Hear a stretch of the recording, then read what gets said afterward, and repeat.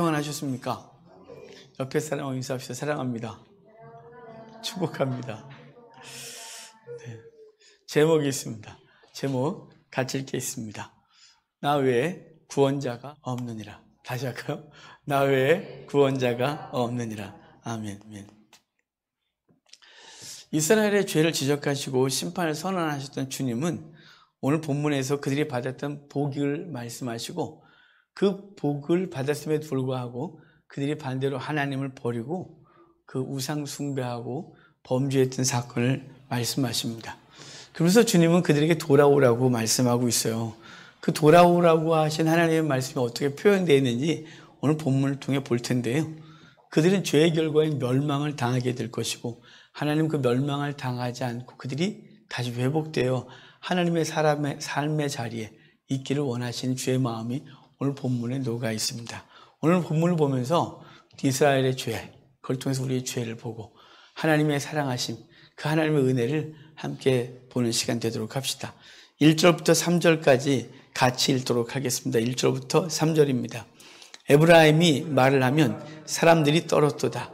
그가 이스라엘 중에서 자기를 높이더니 바알로 말미암아 범죄함으로 망하였거늘 이제도 그들은 더욱 범죄하여 그 은으로 자기를 위하여 우상을 부어 만들되 자기의 정교함을 따라 우상을 만들었으며 그것은 다 은장색이 만든 것이거늘 그들은 그것에 대하여 말하기를 제사를 드리는 자는 송아지와 입을 맞출 것이라 하도다.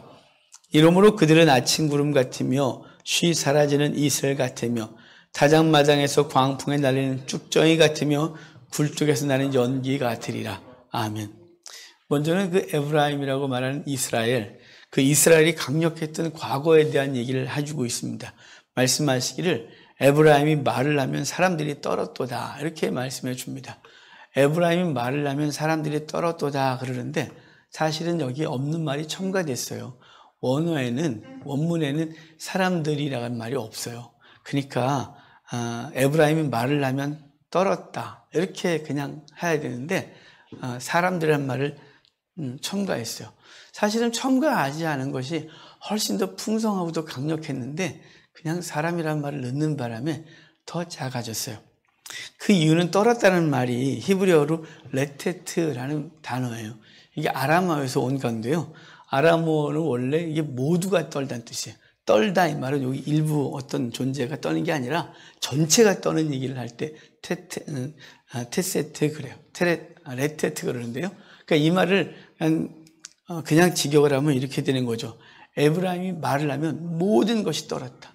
에브라임 말을 하면 천지사방이 진동했다. 이렇게. 그러니까 천지사방이 떨게 하는 그 강력한 힘을 발휘했던 존재가 북이스라엘이었다는 것이죠.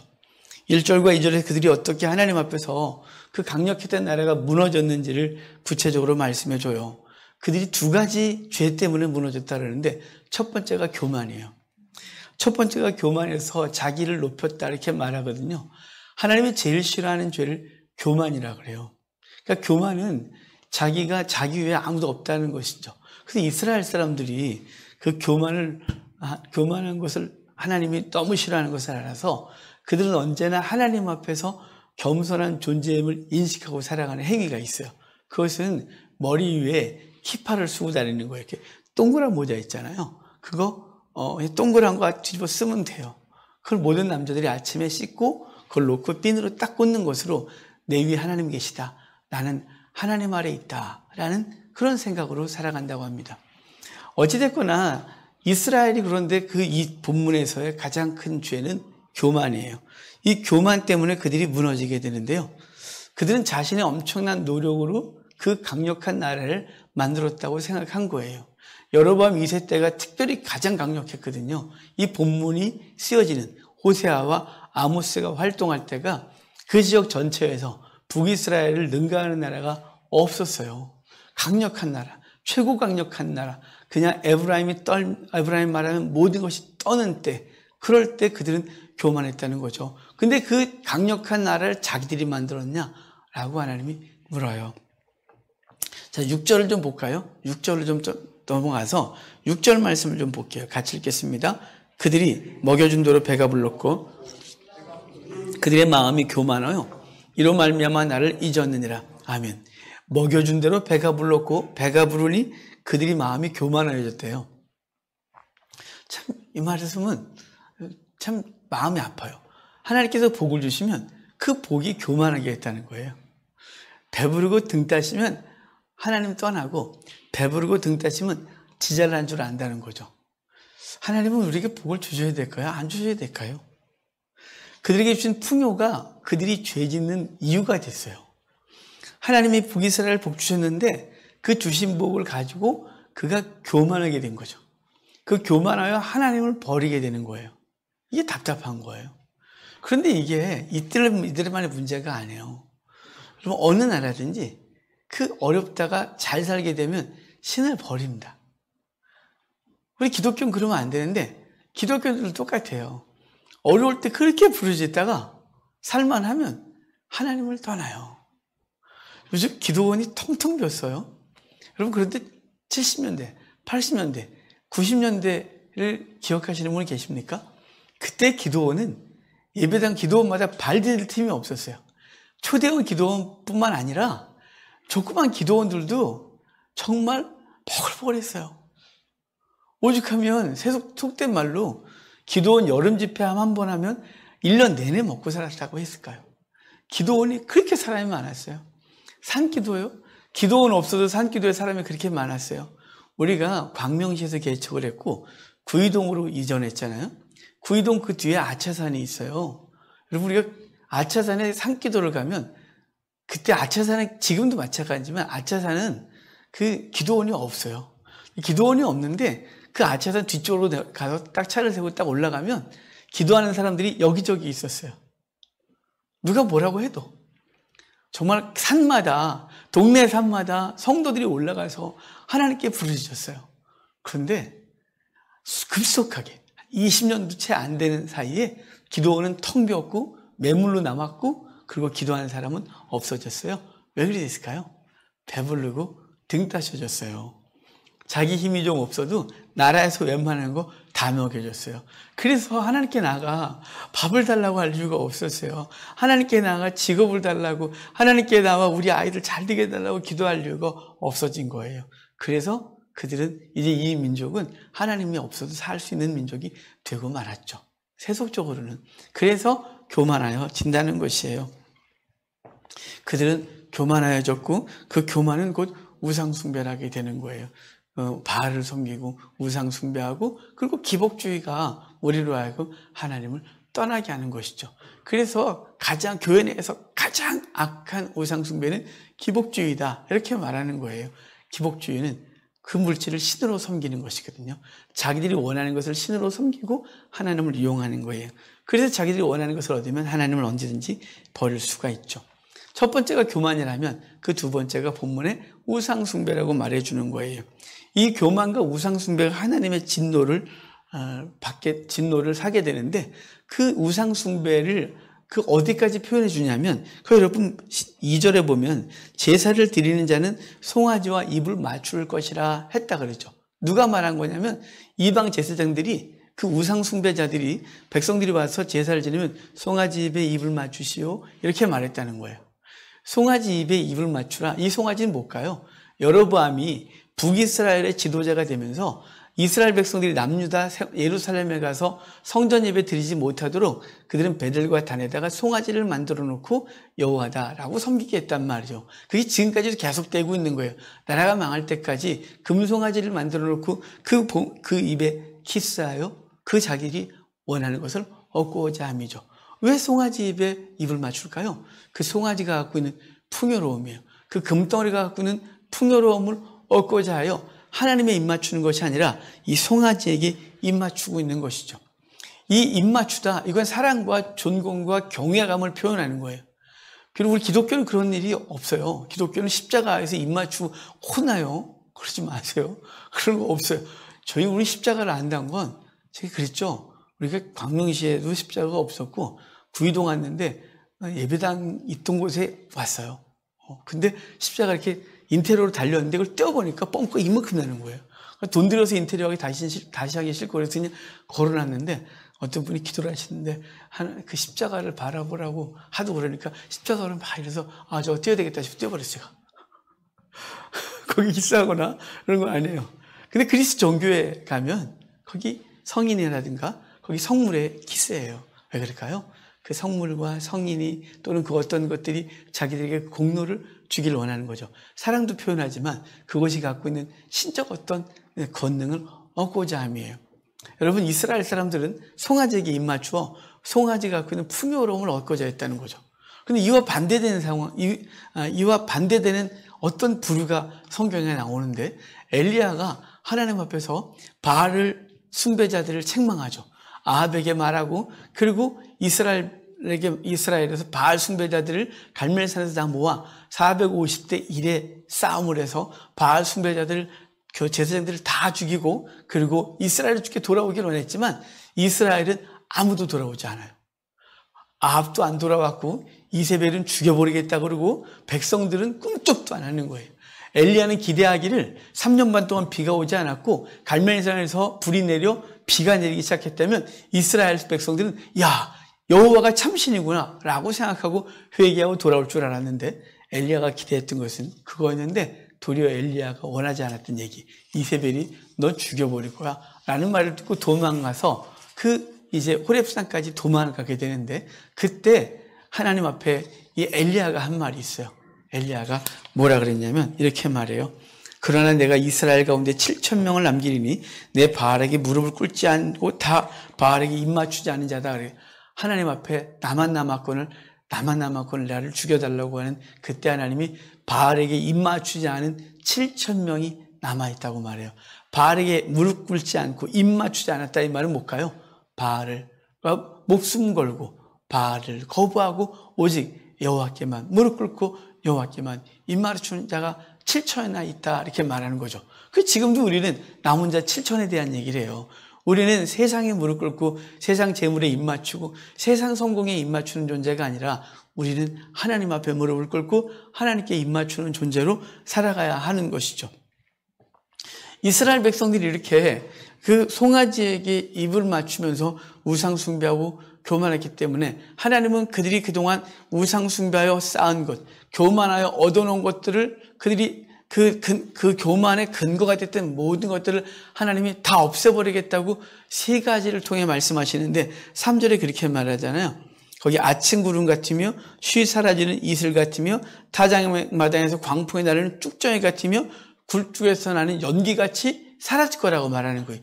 쉽게 사라질 거라는 것이죠. 여기 3가지 비유를 하고 있어요. 쉬 사라지는 이슬, 광풍에 날리는 쭉정이, 굴뚝에서 날리는 연기. 어떤 느낌인가요? 그냥 쉽게 날아가는 거예요. 아침 한개가 해가 뜨면 없어지고 요즘 저 시골에 가면 이제 타작하거든요. 그 추수할 때 그 나달들을 거두고 쭉정이들을 대형 선풍기로 확 날리면 다 날아가 버려요.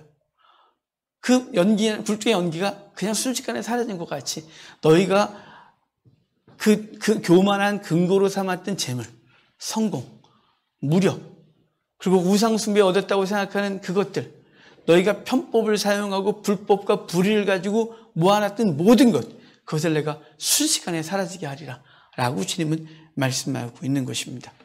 그렇습니다. 세상과 짝하고 세상에 입맞추어 얻은 모든 것들은 순식간에 사라지게 됩니다. 그래서 여러분, 우리가 하나님 앞에서 바르게 벌고 바르게 모으고 바르게 사용할 수 있는 믿는 자의 삶이 우리 속에 있어야 돼요. 요한은 요한일서에서 그렇게 말했어요. 이는 세상에 있는 모든 것이 육신의 정욕과 안목의 정욕과 이생의 자랑이니 다 아버지께로부터 온 것이 아니요 세상으로부터 온 것이라. 이 세상도 그 정욕도 지나가되 오직 하나님의 뜻을 행하는 자는 영원히 거하느니라.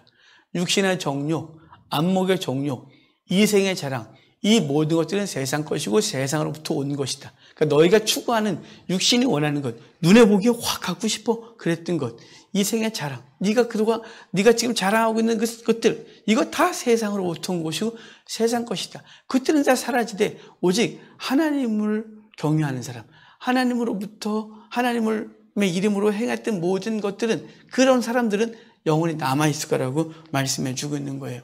그러므로 우리가 주님을 믿고 살아가는데 조금 느리고 조금 부족한 것 같아도, 그리고 손해볼 것 같아도 하나님 앞에서 주님이 원하시는 것이 무엇인지를 알고 그대로 살아가는 우리가 되기를 바랍니다. 여러분 인생 많이 사셨잖아요. 우리 교회 평균 연령이 저보다 높으시거든요. 그러면 인생 살 만큼 사셨어요. 성공해보기도 하셨죠. 때로는 돈도 좀 만져보셨어요. 때로는 남들한테 칭찬도 들어보셨어요. 근데 그게 다 남아있습니까? 그리고 내가 지금 없다고 여기는 것들이 영원히 없을 것 같습니까? 우리 인생 120년밖에 못 산다고 제가 맨날 얘기를 들어요. 여러분 돌아보면 적게 거둬도 부족한 것이 없었고 많이 거둬도 남은 게 없었어요. 지금 우리에게 남은 건 뭐냐면 주께서 오라 하시면 주 앞에 서는 것밖에 없는 거예요. 그런데 그거밖에 없는 인생이 왜 그렇게 하나님 보시기에 바르지 않고 세상 사람들에게 덕이 안 되는 행위를 하여 복음을 가리는지 알 수가 없어요.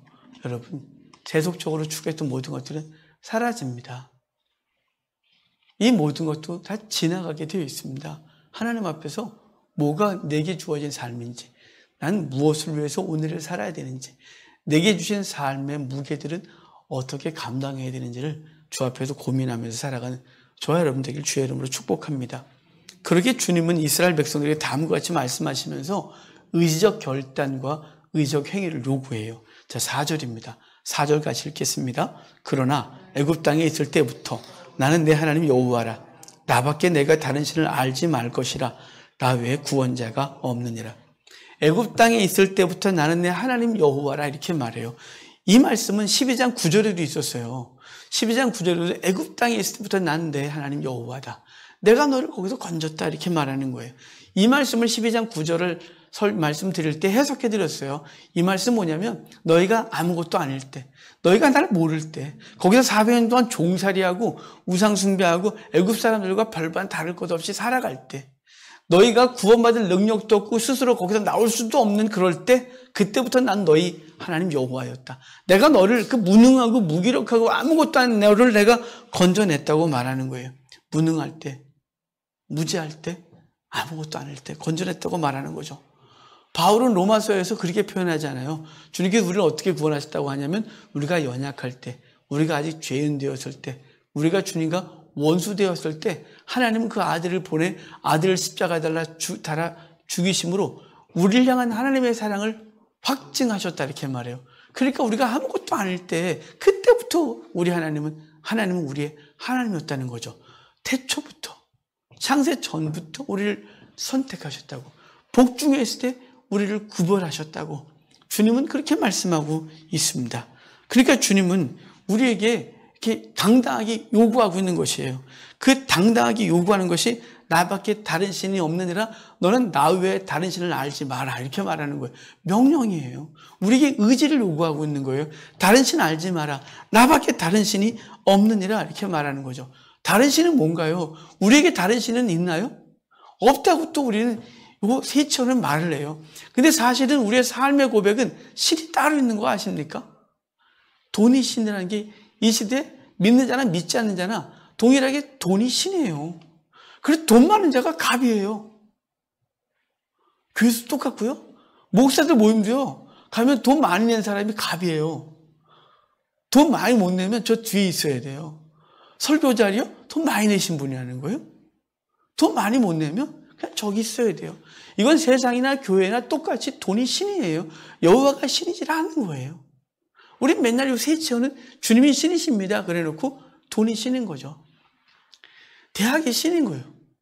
그래서 우리 자녀들이 어디 대학 나왔냐? 이거 갖고 뭐 이러고 다니는 거죠. 우리는 어디 위치에 있느냐? 이거 갖고 또 이러고 다니는 거예요.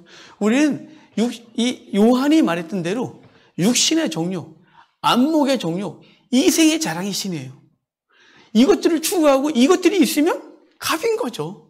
그러니까 이것을 어떤 방법든지 얻어내야 되는 거예요. 심지어는 하나님까지 이용하여 얻어내는 거예요. 작정 기도하고 그리고 하나님 앞에 그걸 기도해서 얻어내는 순간 배가 부르면서 배가 부르고 교만하여져 하나님을 등지는 이상한 사람들이 되고 만 것이죠. 빌립보서 3장 18절에 이렇게 말해요. 여러 사람들이 그리스도의 십자가의 원수로 행하느니라.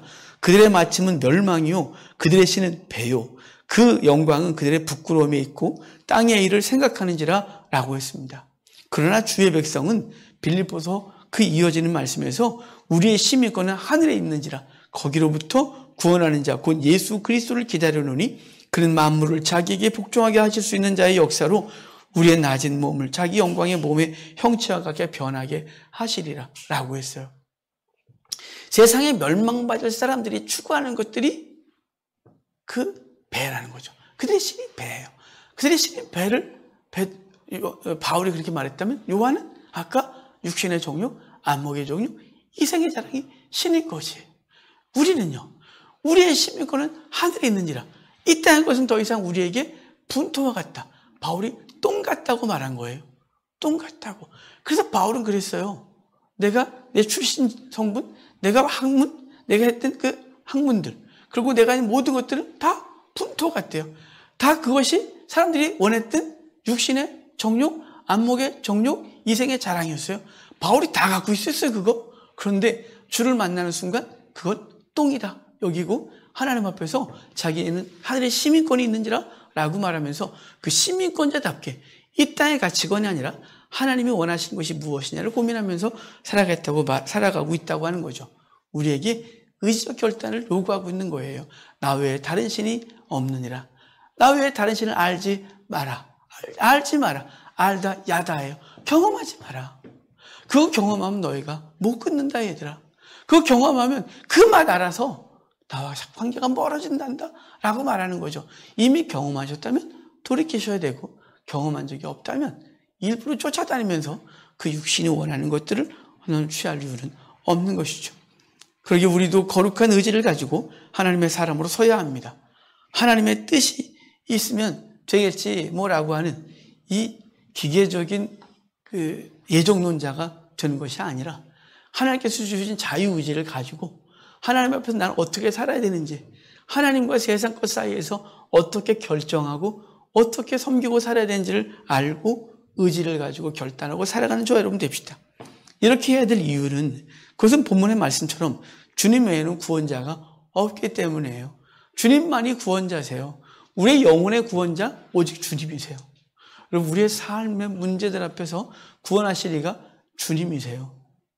주님께서 우리의 고통과 우리의 삶을 너무 잘 아세요. 우리의 무거운 짐과 율법의 짐과 삶의 짐을 가볍게 하시리가 오직 하나님밖에 없어요. 그래서 너희는 나 외에 다른 신을 알지 마라. 내가 너에게 유일한 구원자다 라고 말씀해 주고 있습니다. 이렇게 하나님을 알기를 원하지 않고 도리어 교만하여 자기를 섬기는 바알에게 무릎을 꿇고 송아지에게 입을 맞추는 자들에게 하나님은 심판의 말씀을 주세요. 7절과 8절입니다. 같이 읽겠습니다. 그러므로 내가 그들에게 사자 같고 길가에서 기다리는 표범 같으니라. 내가 새끼 잃은 곰같이 그들을 만나 그의 염통 거풀을 찢고 거기서 암사자같이 그들을 삼키리라. 들짐승이 그들을 찢으리라. 아멘. 3절에서는 쉽게 사라지는 것 세 가지를 말씀하면서 너희들이 거두고 쌓아놓고 의지했던 것들은 쉽게 사라지겠다고 말했어요. 안개 같고 연기 같고 껍데기 같이 훅 날아간다고. 너희들이 쌓았던 것들 다 그렇게 날아갈 거래요. 이제 너희들은 어떤 심판을 당할 것이냐라고 말하는데 여기서 세 가지 강력하고 두려운 심판에 대한 얘기를 해주고 있어요. 그것은 길가에서 기다리는 사자와 표범 같고 새끼 이름 곰 같고 암사자같이 내가 너희를 치리라 이렇게 말하는 거예요. 암사자, 새끼 잃은 곰. 여러분 어마어마하게 사나워요. 어마어마하게 사나워요. 길가에 기다리는 사자와 표범 같다는 건 순식간에 그냥 순식간에 덮칠 것을 말하는 거예요.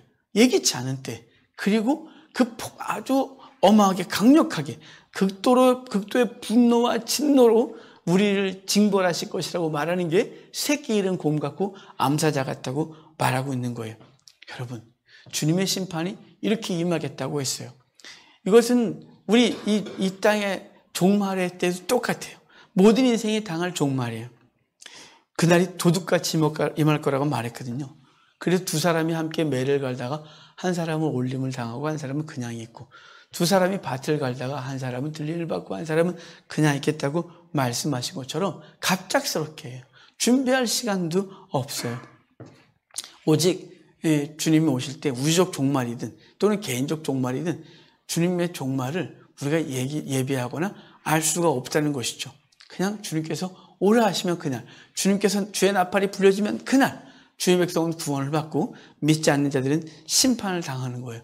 믿는 자들은 영광스러운 구원을, 믿지 않는 자들은 그 순식간에 그리고 갑작스럽게 극도의 진노와 엄격함의 심판이 있게 될 것이에요.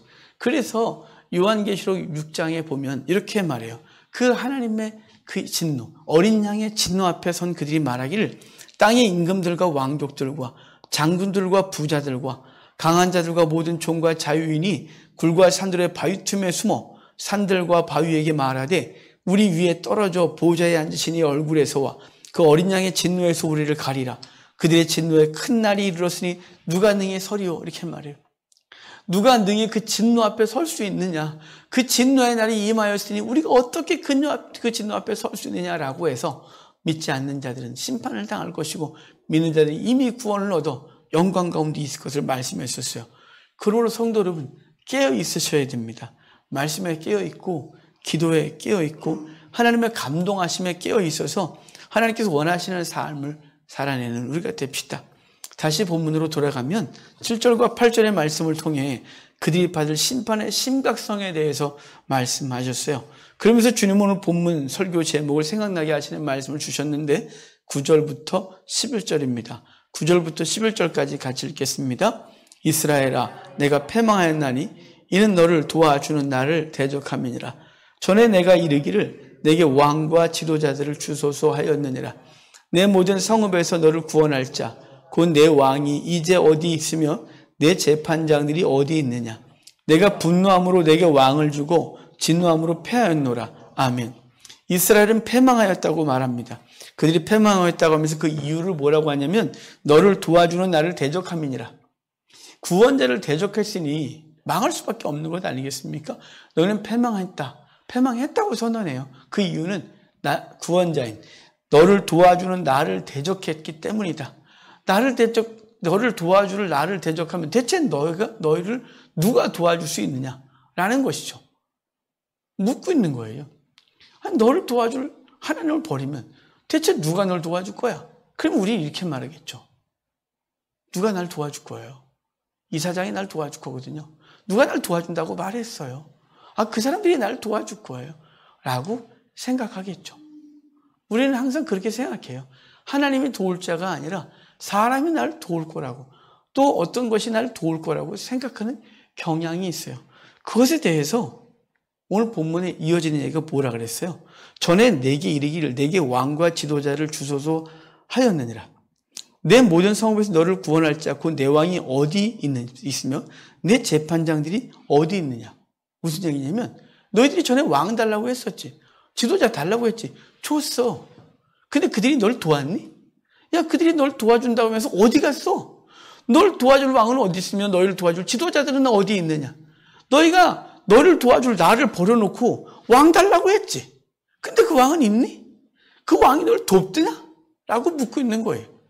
이 말은 사사기와 사무엘서에서 연결되는 얘기예요. 사사기 약 400여 년간을 지나고 나서 사무엘서가 시작될 때 이스라엘 백성들이 우리도 왕을 주소서, 이웃 나라들처럼 왕을 주셔서 우리를 대신하여 싸우고 우리에게 승리를 주실 왕을 주소서라고 말해요. 사무엘이 책망하고 막 그러지만 주님께서는 주래요. 그리고 사울을 찾아주죠. 주님께서는 아파하는 사무엘에게 말해요. 사무엘아, 그들이 너를 버린 것이 아니라 나를 버렸느니라. 사사시대 내내 그들이 고통받고 힘들 때마다 그들이 불순종하고 범죄하여 하나님의 징계 가운데 있을 때 그들이 부르짖으면 하나님이 사사들을 일으켜 이 대적들을 다 몰아내시고 그들을 구원해 주셨는데 그들은 그들을 도울 여호와를 버리고 왕을 주소서라고 했고 그 왕을 줬는데 왕이 어딨니? 왕이 너희를 돕는다며.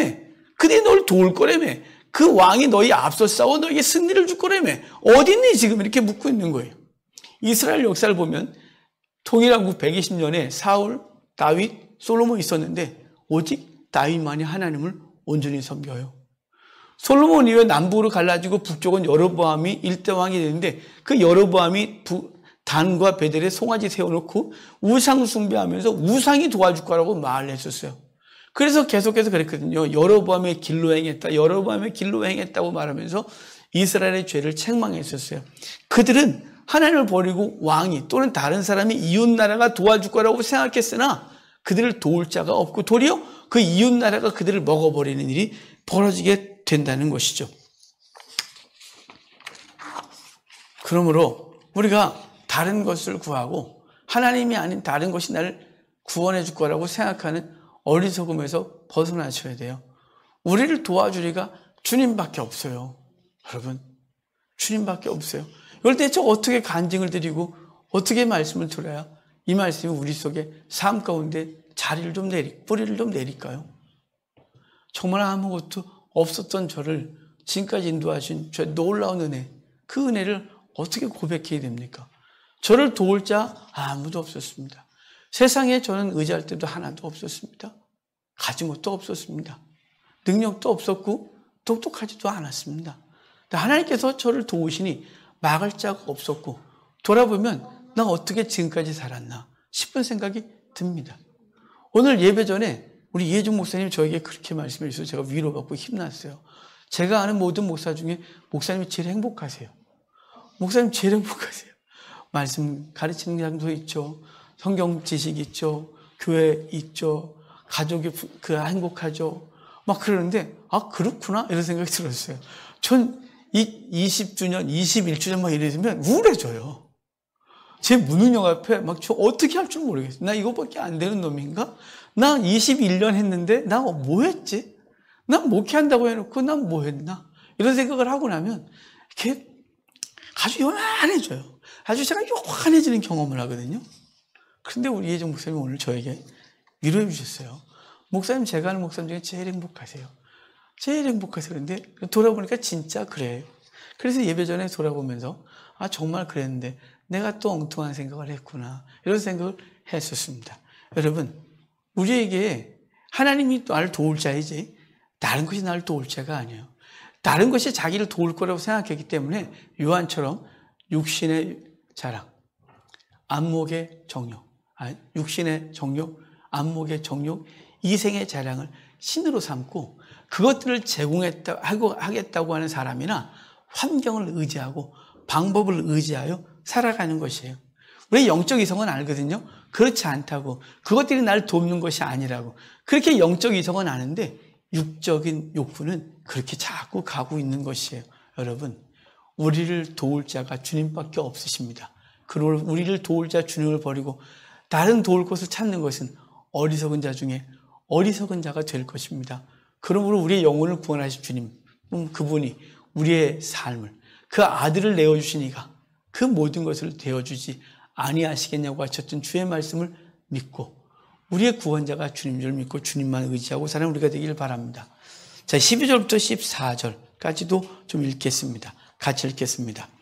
에브라임의 불의가 봉함되었고 그 죄가 저장되었나니 해산하는 여인의 어려움이 그에게 임하리라. 그는 지혜 없는 자식이로다. 해산할 때가 되어도 그가 나오지 못하느니라. 내가 그들을 수월의 권세에서 속량하며 사망에서 구속하리니 사망아 내 재앙이 어디 있느냐? 수월아 내 멸망이 어디 있느냐? 뉘우침이 내 눈앞에서 숨으리라. 아멘. 에브라임의 죄가 봉함되고 저장됐다. 이렇게 말해줘. 예, 해석 바라요. 근데 이걸 좀 쉽게 이해하고 싶어서 다른 성경들을 보니까 그 현대어 성경이 의역을 해놨어요. 이렇게 번역해 줬어요. 에브라임의 모든 죄악이 이제 벌을 받기 위해 추수되어 단으로 묶였고 저장이 끝났다. 원래 원문에 이런 말이 없어요. 그런데 현대어 성경은 아예 의역으로 풀어놨어요. 왜냐하면 원문이 너무 말이 애매하고 어려워서 이걸 아예 좀 편하게 현대어 성경은 편한 말로 번역해냈어요. 그러니까 추수하기 위하여 추수해서 그리고 묶었고 그것을 저장해뒀대요. 이제는 그것은 좀 있으면 탈곡할 거거든요. 탈곡하고 쭉정이 다 날려버리고 알고 온 창고에 들이게 될 것이에요. 그들의 죄가 저장되었다라고 말하는 것은 그 죄가 저장된 그 죄에 대한 심판을 할 거라고 준비되었다는 거죠. 이렇게 계속해서 심판의 말씀을 들은 이스라엘이 취했어야 될 행동이 있어요. 지금 그러잖아요. 네 죄를 저장해놨다. 내가 기억하고 있어. 이제 이걸 끄집어내는 순간 넌 죽어 라는 의미잖아요. 그러면 우리는 어떻게 될까요? 그 얘기를 들었다면 주여 잘못했습니다. 주님 어떻게 하면 좋을까요? 주여 그 죄를 기억하여 하지 말아 주옵소서. 뭐 이렇게 회개해야 되지 않아요? 이 말씀을 하신 것은 그들이 회개하기를 원하시는 주의 마음이에요. 그들이 그 어려움과 환난에서 돌이키기를 원하는 거예요. 그 멸망까지 가지 않기를 원하시는 주의 마음이 있는 것이에요. 그런데 이렇게 그들이 스스로 깨닫지 못하고 깨달아도 돌아오지 않는 무능력이 그들에게 있다는 게 문제인 거예요. 이미 죄악의 맛을 봤거든요. 죄의 맛을 보면 죽은 거 알면서도 가요. 여러분 중독을 한 번도 경험하지 않으셔서 감사해요. 중독 증세가 있으면 어떻게 되는 줄 아세요? 이성은 아닌데 계속 가요. 저희 아버지가 이런 얘기를 할 때마다 부끄러우시겠지만 지금은 안 그러시니까 다행이에요. 술을 너무 좋아하셨거든요. 정말 술 때문에 저희 집은 망한 집안이에요. 저희 할아버지도 술로 망하셨고 저희 아버지도 술로 그 많은 재산을 다 날리셨어요. 술이 다 망했는데 한 번 술 드시면 3, 4개월을 먹어요. 아무것도 안 먹고 술만 먹어요. 일 안 하고 다 때려부시고 3, 4개월을 먹어요. 그리고 몸이 완전히 망가지면 더 이상 술 먹을 기운이 없으면 3, 4일 누워있으면 알코올이 빠져나가서 정신 차리세요. 그리고 2, 3달 또 너무 많이 잃었으니까 또 열심히 일하세요. 어느 날 술 드시면 또 3, 4개월 또 그러세요. 그런데 술 깨어나시고 나면 저한테 꼭 이러셨어요. 야, 내가 술 다시 먹으면 네 아들이다. 그런데 맨날 제 아들 되셨었어요. 왜 그랬을까요? 우리 아버지 이성은 그러면 안 된다는 걸 알았죠. 아버지하고 저하고 둘밖에 안 사는데 아버지가 술을 드시면 저는 대체 어떻게 살아야 되는 거예요? 맨날 때려오시면 저는 밥을 얼마나 많이 굶었겠어요? 제 초등학교 때 밥을 굶었기 때문에 제가 원래 키가 더 컸어야 돼요. 저희 할아버지가 육척장이시고 180이셨어요. 저희 엄마가 저보다 큰, 저만하니 저희 아버지도 그렇고 전 더 컸어야 맞는 거겠죠? 제가 청년이 돼서 할머니도 찾고 삼촌도 찾고 제 친모도 다 찾았어요. 근데 첫 번째 말이 뭔 줄 알아요? 다들 똑같아요. 너 이렇게 조그매. 다 기대했던 건 제가 굉장히 클 줄 알았대요. 굶어서 그래요, 제가. 우리 아버지의 알코올 중독은 어떻게 끊었냐면 죽음 앞에서 겨우 끊었어요. 지금은 신앙생활 잘 하세요. 술, 담배 입에도 안 대세요. 중독은 의지 갖고 되는 게 아니에요. 우리가 이미 세상에 중독됐거든요. 돈에 중독됐고요. 쾌락에 중독됐고요. 사람들의 평가에 중독이 돼서 그것이 우리를 너무너무 괴롭혀요. 돈의 중독에서 벗어나고 성공이란 것에서 벗어나고 쾌락이라는 것에서 벗어나고 사람의 평가에서 벗어나면 우리 정말 행복한 게 너무 많거든요. 지금 자체 보세요. 지금 그래도 우리 하나님 앞에서 살만하잖아요. 그런데 우리의 욕구가 우리를 불안하게 해요. 사람들의 평가가 그것을 의식하는 순간 내 행복은 다 사라져요.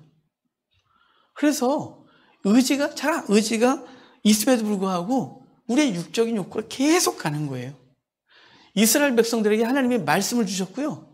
선지자를 통해 보내셨고요. 선지자를 통해서 말씀하셨고 환난과 어려움을 그때그때 허락했는데 그들이 깨달아요. 그렇지 저 말이 오라. 그래 지금 하나님께 돌아갈 때야. 그런데 이성은 돌아왔는데 뭐가 안 될까요? 삶이 안 되는 거예요. 이미 너무 많이 물들었기 때문인 거죠. 자, 우리 14절 다시 한번 좀 볼까요? 14절. 그 무능한 인간을 향한 하나님의 말씀이에요. 14절이에요. 내가 그들을 수월의 권세에서 속량하며 사망에서 구속하리니 사망아 내 재앙이 어디 있느냐? 수월아 내 멸망이 어디 있느냐? 뉘우침이 내 눈앞에서 숨으리라. 아멘.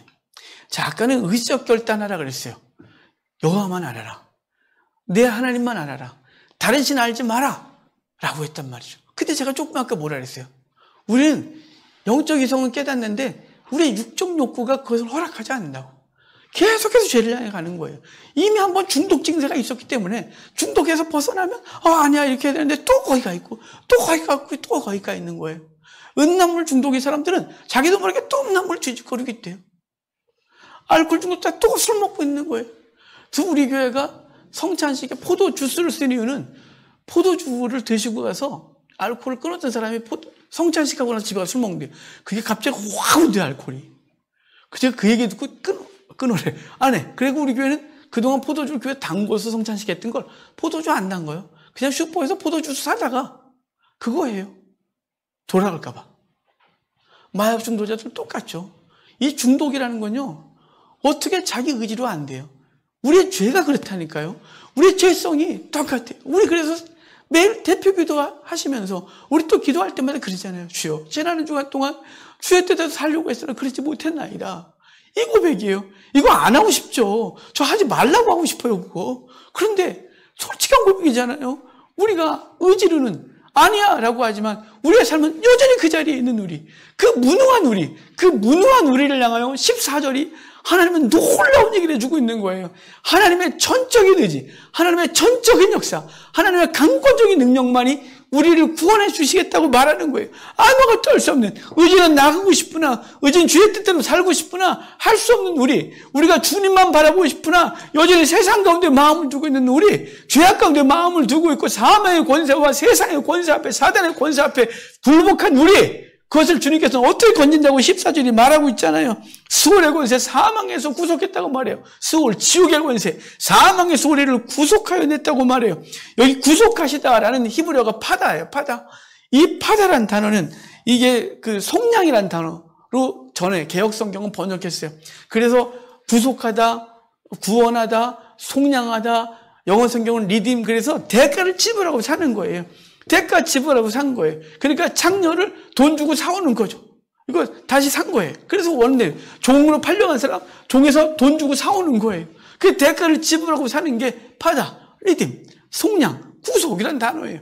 주님께서 우리를 그렇게 하셨다는 거죠. 우리가 우리의 죄를 대신 지불할 게 없어요. 지불할 능력이 없어요. 아니 무슨 지불할 능력이 있어요. 맨날 거기 죄 가운데 있으면서 좀 벗어나면 몇 달 뜻대로 살다가 또 거기가 있으면서 며칠 동안 안 하다가 또 그 짓 하면서 우리는 계속 그 반복하고 있는 거예요. 그러니까 얼마나 답답해요. 그걸 보고 있는 가족들 답답하고 배우자 답답하고 본인은 더 답답하고 난 왜 이럴까? 라고 하고 있는 거잖아요. 근데 주님께서 그런 거예요. 그 사망의 권세, 수월의 권세로부터 내가 너를 속량하였다. 속량, 대가를 지불하고 너를 건져냈다. 이렇게 말하는 것이죠.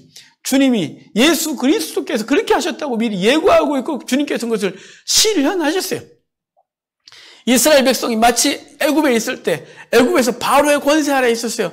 바로의 권세 아래서 노역했어요. 그의 채찍을 맞아야 됐어요. 자식을 낳으면 죽여야 됐어요. 안 죽이면 함께 죽었어요. 그 비참한 고통 가운데 있을 때 어린 양의 피를 발라 구속하시고 그 백성을 이끌어내서 불기둥과 구름기둥으로 인도하시는 그 양육하시는 주의 놀라운 은혜가 있는 것처럼 우리를 그 사망과 지옥의 권세에서 우리를 어린 양의 보혈로 구원해내시고 주께서 성령 우리에게 주심으로 그 성령의 보호하심과 이끄심 가운데 살게 하신 그 놀라운 은혜가 우리 가운데 있다는 거예요. 주님께서 우리에게 장막을 주셨다 그러거든요. 이제 그 장막을 주셨는데 요한복음에 보면 요한복음 1장 14절에 말씀이 육신이 되어 우리 가운데 거하시며 우리가 그의 영광을 보니 아버지의 독생자의 영광이요 은혜와 진리가 충만하더라 그래요. 그 아들이 우리 가운데 거하셨다 이 단어가 장막을 쳤다라는 뜻이에요. 요한계시록 7장에 보면 요한이 그 예수님이 오셔서 하나님께서 예수님을 통해 우리 장막을 주셨다 그러는데 요한계시록 7장에 구원받은 자 14만 4천을 향하여 보좌에 앉으시니까 그들에게 장막을 주셨다라고 말해서 다시는 슬픔도 눈물도 아픔도 없는 놀라운 은혜를 주셨다는 거죠. 구원받은 자들이 자기의 능력이 아니라 여린 양의 보혈로 그곳을 빨아서 구원받았는데 거기다 그들의 하나님의 은혜로 보호하심을 입게 했다고 말씀해 주고 있는 거예요. 그래서 이렇게 말하는 거잖아요. 사망아 내 재앙이 어디냐, 수월아 내 멸망이 어디냐. 이 말은 사망아 어디냐, 수월아 어디냐, 네 능력 어디냐 이런 말 이렇게 말하는 거예요. 사망을 향하여 책망하고 있는 것입니다. 왜냐하면 그분의 강력한 권능으로 우리를 구원하셨기 때문에 사단의 권능을 책망하고 비아냥거리는 거예요. 어디 있니? 네 능력 어디 있어? 이렇게 묻고 있는 거죠. 바울도 우리의 성도의 부활에 대하여 말을 할 때 고린도전서 15장의 부활장 거기서 사도 바울이 우리에게 이렇게 말했어요. 사망아 너의 승리가 어디 있느냐, 사망아 내가 쏘는 것이 어디 있느냐라고 말했어요. 이것은 이렇게 말하면서 우리 주 예수 그리스도의 권능으로 우리가 구원함을 얻었다고 말씀해 주고 있는데 여러분 우리에겐 이 사망의 권세가 이미 없어요. 이미 사망의 권세가 없으므로 우리는 어떻게 될까요? 이제부터는 예수 그리스도의 구속해 주신 그 놀라운 은혜에 감사하며 구원자이신 그리스도를 의지하고 살아가는 우리가 되기를 바라요. 이미 우리를 건져내셨어요. 건져내신 그분이 다시 버리지 않으세요. 하모니 하나님이 그 아들 예수 그리스도의 생명을 대가로 지불하시고 우리를 구속해 내셨는데 우리가 좀 무너졌다고 버리냐? 그러지 않아요. 우리를 그냥 고통 가운데 남겨두지 않아요. 주님은 우리를 영혼을 구원하실 뿐만 아니라 우리의 삶의 모든 문제로부터 우리를 구원하시는 놀라운 은혜가 우리 가운데 있음을 아시기 바랍니다. 환난을 겪거나 위기 가운데 있을 때에도 주님의 구원자 역사는 그냥 있는 거예요. 구원자 역사가 우리 가운데 있는 거예요. 그분은 우리를 구원하시는 것이, 주님께 나아가는 자는 구원함을 얻는 것이, 그러면 우리의 삶 가운데 우리의 유일한 구원자, 우리를 그 모든 것에서 구원하실 분이 주님인 줄 믿으시고, 우리를 구원할 자가 무엇일까? 우리를 누구일까? 우리를 뭐가 구원할까? 어떤 방법이 날 이 삶에서 건져낼까를 고민하는 것이 아니라 우리를 도울 자가 여호와밖에 없고 그 우리를 도울 자가 우리의 구원자임을 알고 그분께 도움을 구하고 그분께 무릎을 꿇고 그분 의지해서 이 모든 영혼의 문제와 삶의 문제들이 해결받는 저와 여러분들의 주의 이름으로 축복합니다. 우리의 구원자 주님밖에 없습니다. 세상이 구원하지 못합니다. 편법과 불의가 우리를 구원하지 못합니다. 재물이를 구원하지 못하고 권세 있는 사람들을 구원하지 못하며 내 이웃에 누가 나를 구원해주지 못합니다. 그냥 안타까워할 뿐 내를 도와주지 못합니다. 근본적으로 도와주리 주님밖에 없고 그분께서 도우시면 막을 자가 없으며 시간에 돌아보면 그분의 구원하심이 완벽했음을 깨닫게 될 것입니다. 영혼의 구원뿐만 아니라 삶의 구원, 내 삶의 영역들을 구원하신 그분의 역사를 믿고 그분 의지하여 그분 앞에서 신앙생활하는 우리가 되기를 주의 이름으로 축복합니다.